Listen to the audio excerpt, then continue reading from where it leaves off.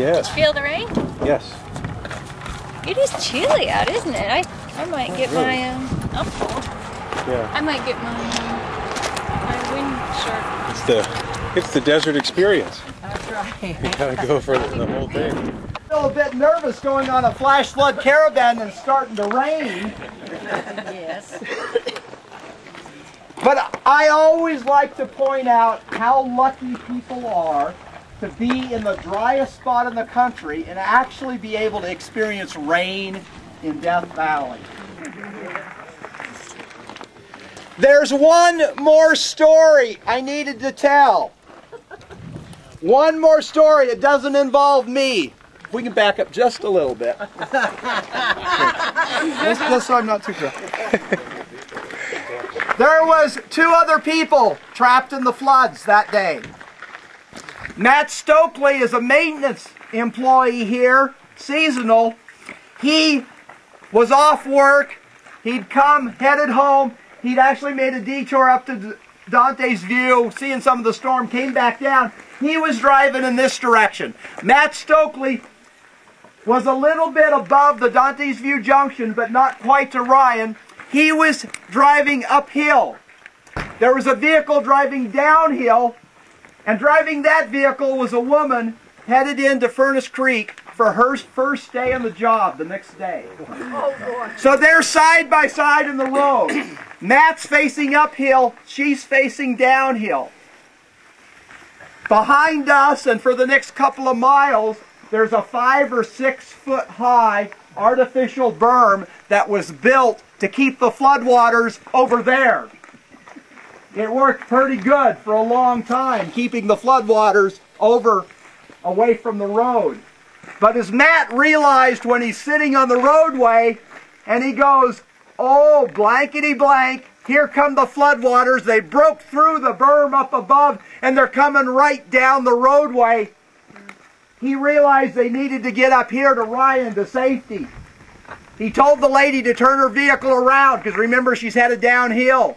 He started to drive up here, and he saw the floodwaters hit her vehicle and sweep her vehicle away. I heard him on the radio, a little bit of panic in his voice. There's a woman up here. She's being swept away. She's being floated away in the floodwaters. We're being hit by the floodwaters up by Dante's View Junction, the Ryan Kiosk. We need some help up here. That was after I'd already, you remember earlier, I'd already notified the chief ranger. They knew about the flood. We had one of our other rangers, Kelly Cole, was getting ready. I heard Kelly on the radio. I'm headed your way. And I'm thinking, you ain't going nowhere. It's flooding down at the end. You can't get up here. You can't help Matt. But luckily for this woman, the floodwaters pushed her vehicle off to the side of the road and trapped it up against a rock. She said she couldn't see a thing because when the floodwater slammed into her vehicle, it splashed mud up over the windshield. She was almost in the dark inside there, and the floodwater swirling around the vehicle, but it pushed her up and held her against that rock with the floodwaters flowing around it. Now luckily, the floodwaters were probably a little heavier at the beginning because they burst through the dike of the artificial berm up there. As those waters lowered enough, Matt got out of his vehicle at some risk to himself and went over to this woman's vehicle, got her to open the door, got her and moved her to his vehicle, moved her up here to safety, and her and Matt spent the night here all night long until they were rescued the next day. But they survived. She probably had the closest call of anybody of those who survived the flood. And so we certainly give Matt credit with saving her life that day. Yes. Is she working here? She is still working here.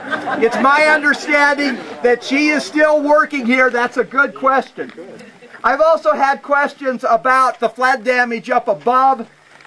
There is limited flood damage up above. It broke through the berm, up around the corner. There's a little bit of damage. Not so bad that we're still allowing the trucks of the Billy Mine to come in this side, but they're the only traffic coming on this side. Another thing I pointed out to my passengers that some of you might not be aware of, but almost all of the road we've driven up that wasn't destroyed, that looks so nice and pretty, you have to remember, Caltrans has been out the last 2.5 months clearing the debris, sweeping the dirt and dust off of that road. After the flood, all of that road, some of it was covered with 3 or 4 foot of debris with great big rocks.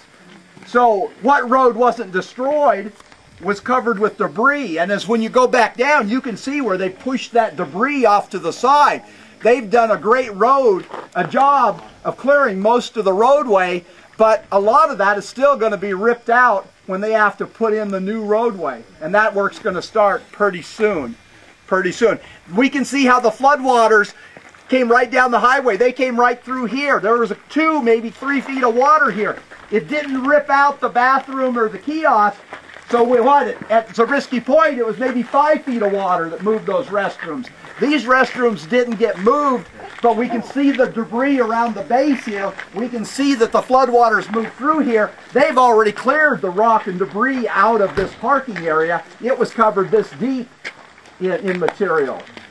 The question was about the workers down at the inn. They work at the ranch, but they were living right below the inn. No, they weren't sleeping because it was only 7:30. I understand one of them had just gotten back and was trying to unload the groceries out of their vehicle, and I think the vehicle and the groceries were gone. All the workers were able to move themselves to safety up above their building and up by the inn. It did damage some of their personal belongings in the room. We had a clothes drive and to provide more clothing for those employees. 8 of them lost their vehicles that were washed down. Yeah, but they all survived. And I don't think anybody could have slept through the roar of water that was coming down.